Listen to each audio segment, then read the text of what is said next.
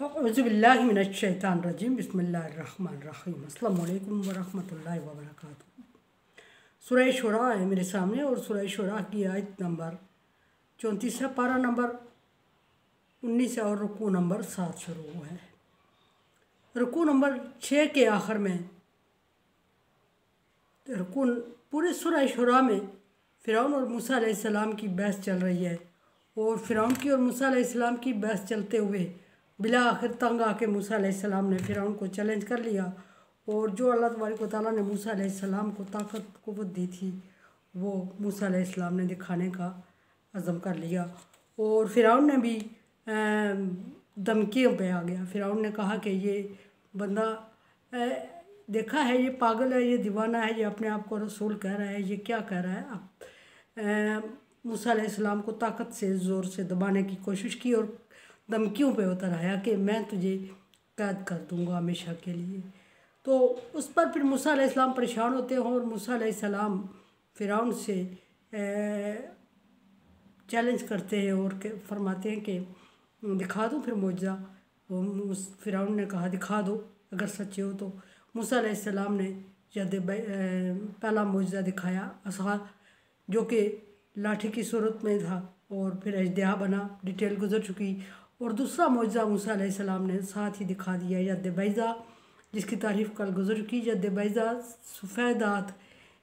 सफ़ेद आत का मतलब ये कि जो मामूल से कहीं ज़्यादा सफ़ेद सूरज नहीं चाँद की तशबीह दी गई है। बैज़ा उन नाज़रीन, ज़िया चाँद की रोशनी को कहा जाता है जो नरम और ख़ूबसूरत और आसूदा होती है। सूरज की रोशनी में ज़रा तलखी और सख्ती होती है और चाँद की तरह चमकता हाथ बगल में डाला और आम हाथ डाला और जब निकाला कुछ टाइम बाद तो वो चाँद की तरह चमक रहा था। और डिटेल कल गुजरी के फ़िरौन और फ़िरौनी उससे कितने परेशान और खौफज़दा हुए और कुछ लोग ये समझ रहे थे कि ये सही अल्लाह का वाकई पैगम्बर है और कुछ लोग कह रहे थे ये जादूगर है जो फ़िरौन के साथ थे। जैसा भी हुआ मुख्तलिफ़ चीज़ें थी। और यहाँ अब देखते हैं कि आयत नंबर 34 में क्या गुजरा। काला फ़िरौन ने कहा। अब ये मुकालमा चल रहा है, एक बात फ़िरौन और एक मूसा अलैहिस्सलाम, दो फ़िरौन और दो मूसा अलैहिस्सलाम किए जा रहे हैं। यहाँ मूसा अलैहिस्सलाम ने बेशक वक्त दो बातें ज़िक्र हुई कि एक असा और एक यद बैज़ा। और अब फ़िरौन बात कर रहा है और फ़िरौन दो बातें करेगा साथ। देखते हैं कि फ़िरौन क्या बात कर रहा है। काला फ़िरौन ने लिल मलाई हौलहू, जो उसके इर्द गिर्द सरदार बैठे हुए थे, बड़े लोग बैठे हुए थे। सरदार और बड़े लोग, फ़िरौन बादशाह था। सरदार और बड़े से मुराद यह है कि फ़िरौन के इर्द गिर्द जिनको फ़िरौन अपने करीब तरीन रखता था, वज़ीर मशीर, जिनसे मशवरा करता था और जिनको इस काबिल समझता था कि जिनसे राय ले, ऐसे लोग जहाँ सरदार मुराद है। सरदार से मुराद फ़िरौन बादशाह के सामने तो कोई सरदार नहीं था, लेकिन बस इतनी बात के अहले राय और मशीर जिनको फ़िरौन ने जगह दी हुई थी, जिनको मकाम दिया हुआ था, जिनसे मुश्किल वक्त में वक्तन फ़क्तन मशवरा किया करता था, जिनकी राय पे एतबार करता था, ऐसी काबीना फ़िरौन की थी जो उस काबीना से मुखातिब होता है फ़िरौन। और मुखातिब होते हुए कहता है इन हाज़ा लसाहिरुन अलीम, मैं तो ये समझ रहा हूँ कि ये जो शख्स है ये बहुत बड़ा दाना शख्स है और बहुत बड़ा कोई जादू का इल्म है इसके पास। यानी कि उसने मूसा अलैहिस्सलाम को जादूगर कह दिया फ़िरौन ने और अपने सरदारों के से मशवरा चाहा कि मैं समझता हूँ कि ये बहुत बड़ा जादूगर है और ये जादू जादू है और जादू भी मामूली नहीं है, इसका मुकाबला मामूली लोग नहीं कर सकते। तो इनडायरेक्ट उसने अपने मशीरों से, अपनी काबीना से सवाल किया कि आपकी क्या राय है, आप क्या समझते इसको।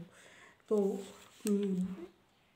फिर दूसरी बात साथ ही कर दी, उसकी काबीना ने अभी जवाब नहीं दिया, फ़िरौन ने खुद ही दूसरी बात कर दी और उसने कहा कि युरीदु अन युखरिजकुम मिन अर्ज़िकुम बिसिहरिही, मैं ये समझता हूँ कि ये इसलिए आया, इसका इरादा ये है कि ये अपने जादू के ज़रिए से तुम्हें मुल्क बदर कर दे, तुम्हारे मुल्क को तुमसे खाली करवा दे اور تمہیں کہیں اور یعنی اتنا جادو کا اثر ہو کہ تم خود ملک چھوڑ کے بھاگ جاؤ، میں یہ سمجھ رہا ہوں، فرعون نے کہا۔ اب موسیٰ علیہ السلام چونکہ اللہ تبارک و تعالیٰ کے پیغمبر تھے اور موسیٰ علیہ السلام پر ایمان لانے والے اکا دکا 2-4 لوگ تھے، وہ بھی پریشان تھے اور موسیٰ علیہ السلام کو بڑے چیلنجز کا سامنا تھا۔ ہارون علیہ السلام بھی موسیٰ علیہ السلام کے ساتھ مشیر کے طور پہ تھے، لیکن فرعون کی کابینہ بہت بڑی تھی اور طاقت اور اختیارات بھی ان کے پاس تھے، اور اس لیے وہ طاقت اور اختیارات کی وجہ سے بھی موسیٰ علیہ السلام کو پریشرائز کرنا چاہتے تھے، اور جو موسیٰ علیہ السلام کے ساتھ لوگ تھے وہ تو سہمے ہوئے تھے، اور موسیٰ علیہ السلام فرعون سے مقابلے میں تھے، بات کر رہے تھے۔ اور فرعون نے موسیٰ علیہ السلام کے ایک تو 2 الزام، ایک موسیٰ علیہ السلام کو جادوگر قرار دیا اپنی کابینہ کے سامنے کہا، اور دوسری بات جادو کا مقصد بتایا کہ ایک تو یہ بہت جادو ہے اور جادو بھی کوئی عام نہیں ہے، بہت بڑا جادوگر ہے یہ، اور دوسرا اس جادوگر کے یہاں آنے کا اور بحث کرنے کا مقصد یہ ہے کہ صرف مجھے نقصان پہنچانا نہیں ہے بلکہ تم لوگوں کو تمہارے وطن سے نکالنا مقصد ہے، اور تم لوگوں سے یہ ایریا یہ جگہ خالی کروانا مقصد ہے۔